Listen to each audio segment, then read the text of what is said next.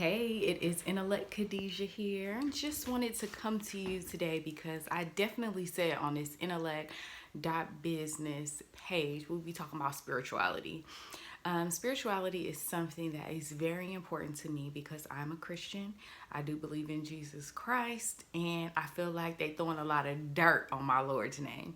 So I really felt like, as a young person and as a young woman, on my spiritual journey, I felt like it was important to connect with others who are on their journey or people who were interested in learning more about Jesus and not what the world tells us, but like really getting into the Bible for ourselves and things of that nature.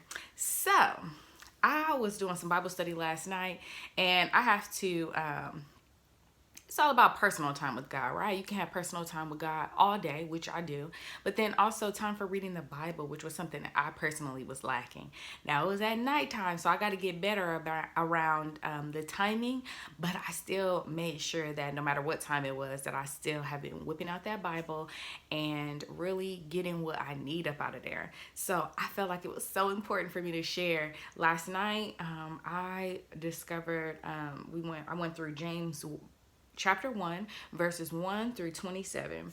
And it didn't take me that long, but also while you're reading the Bible, sometimes you just gotta, keep rereading, right? Like sometimes you're like, let me read that over again, or what does that mean? Or let me kind of look up more detailed information about that. Like, how does that relate? So last night in James, I just want to highlight some of the main key information that I got out of these 27 chapters. All right. So, verse 6 at the second portion of the verse, it states, "He who doubts is like a wave of the sea, driven and tossed by the wind." And that is the end of the sentence and the verse. I wrote behind it that they are unstable. Like, it's just, you don't have no stability. God wants us to be stable and have a foundation and stand firm on his word. For us to stand firm on his word, we got to get in that word, okay?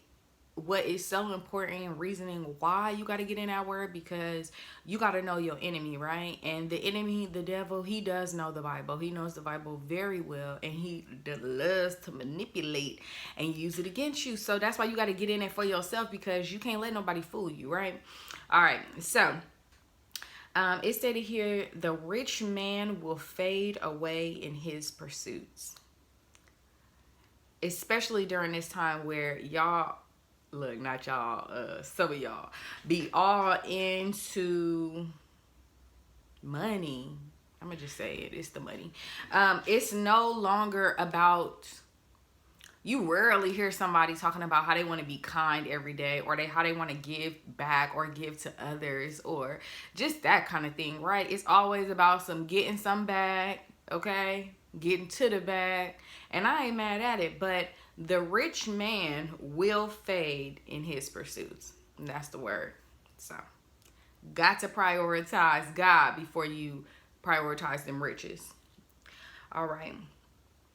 Also, this chapter discussed about how our own desires and our own nature of being enticed create some of those negative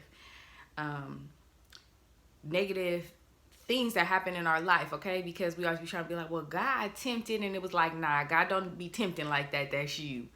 So I felt like that really hit, right? Because sometimes you feel like, oh, I was tempted by something else.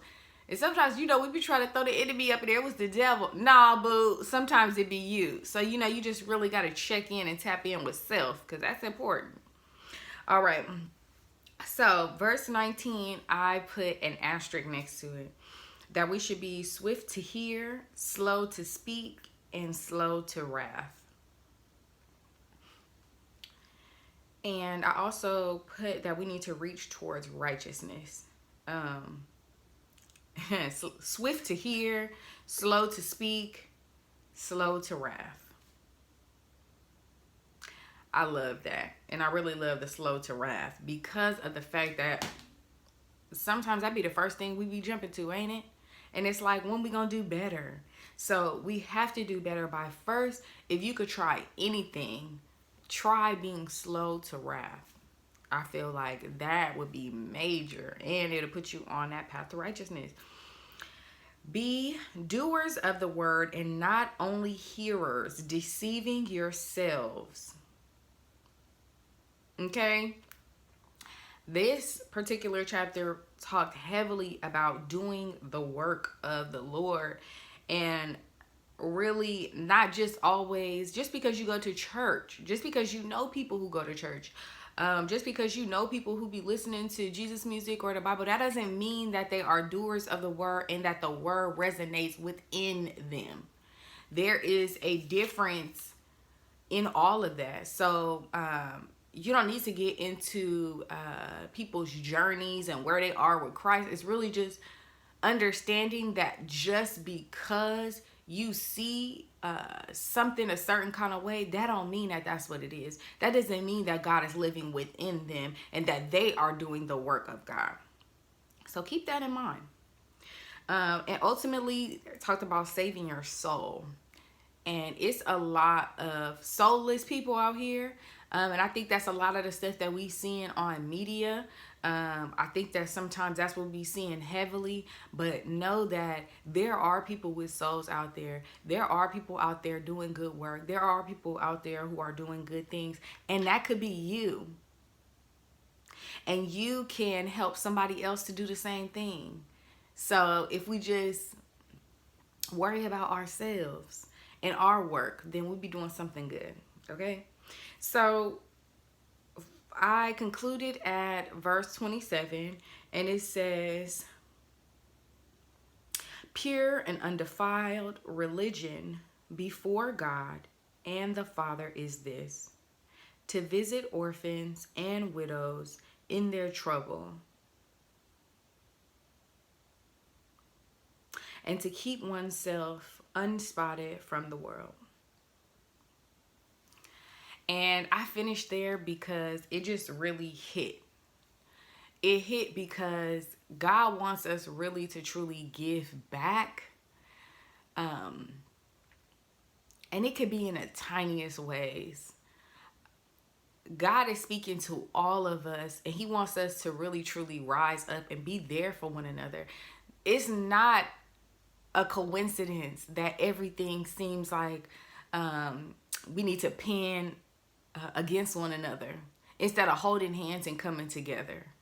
I feel like if we all were to make that one step and that one change of being more positive, being more kind, having more and letting more of your soul shine through, being stable, having a foundation, having personal goals and things for yourself, and like really just understanding that you got to get in that word for understanding, for clarity, for that comfort that you're looking for.